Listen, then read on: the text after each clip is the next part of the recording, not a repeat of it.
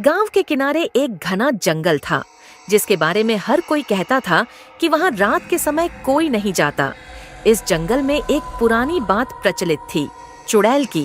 कहते थे कि जो भी इस जंगल में रात के वक्त जाता है, वो लौटकर कभी नहीं आता। गांव के बड़े बुजुर्ग हमेशा बच्चों और नौजवानों को चेतावनी देते, रात को जंगल की तरफ मत जाना, चुड़ैल तुम्हारी जान ले लेगी। लेकिन बच्चों में उस बात को सुनकर जिज्ञासा भी बढ़ती थी। ऐसा ही हुआ जब एक रात मोहित और उसके कुछ दोस्तों ने गांव के किनारे घूमने का फैसला किया। वे सब 18-19 साल के नौजवान थे और इन कहानियों को मजाक समझते थे। मोहित ने हंसते हुए कहा, क्या चुड़ैल वाकई में होती है? चलो देखते हैं। रात के 10 बजे पूरा गांव सो रहा था। मोहित, नेहा और उनके 3 दोस्त चुपचाप जंगल की तरफ चल पड़े। थोड़ी ही देर में वे घने जंगल में पहुंच गए। नेहा ने कहा, मुझे नहीं लगता हमें यहाँ आना चाहिए था। मोहित ने हंसते हुए कहा, अरे कुछ नहीं होगा, सब बस अफवाहें हैं। जंगल के अंदर घुसते ही एक अजीब सी सड़ांध की गंध महसूस होने लगी। पेड़ पौधे अचानक बहुत घने और भयानक लगने लगे। हवा की सरसराहट तेज हो गई थी और दूर से किसी औरत के चीखने की आवाज सुनाई दी। नेहा कांपते हुए बोली, ये क्या था? शायद हवा होगी। लेकिन वो आवाज फिर से आई, इस बार और तेज।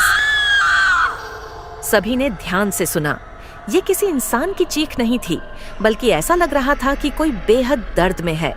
अचानक सामने पेड़ों के बीच एक सफेद साया दिखा। वो साया धीरे धीरे उनकी तरफ बढ़ रहा था। मोहित ने आंखें चौड़ी करते हुए कहा, ये क्या है? वो साया और करीब आया तो सबने देखा, वो एक औरत थी। उसकी आंखें पूरी तरह से सफेद थीं, बाल बिखरे हुए और चेहरा पूरी तरह जला हुआ था।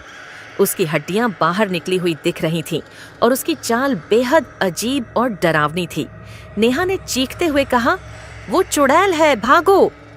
सब लोग भागने लगे, लेकिन जैसे ही वे भागे, जंगल में एक गहरी गूंज उठी और चुड़ैल जोर से चिल्लाई। मोहित ने पीछे मुड़कर देखा, चुड़ैल हवा में तैरते हुए उनके करीब आ रही थी। मोहित का पैर फिसला और वह जमीन पर गिर गया। चुड़ैल ने उसे अपने नुकीले नाखूनों से पकड़ लिया। उसकी आंखों में अब सिर्फ मौत का साया था। नेहा और बाकी दोस्त बुरी तरह डर कर भाग गए, लेकिन मोहित की चीखें उनके कानों में गूंजती रहीं। जंगल से बाहर आकर नेहा ने गांव के लोगों को सब कुछ बताया, लेकिन जब वे लोग मोहित को ढूंढने गए तो सिर्फ उसके फटे कपड़े और जमीन पर खून के निशान मिले।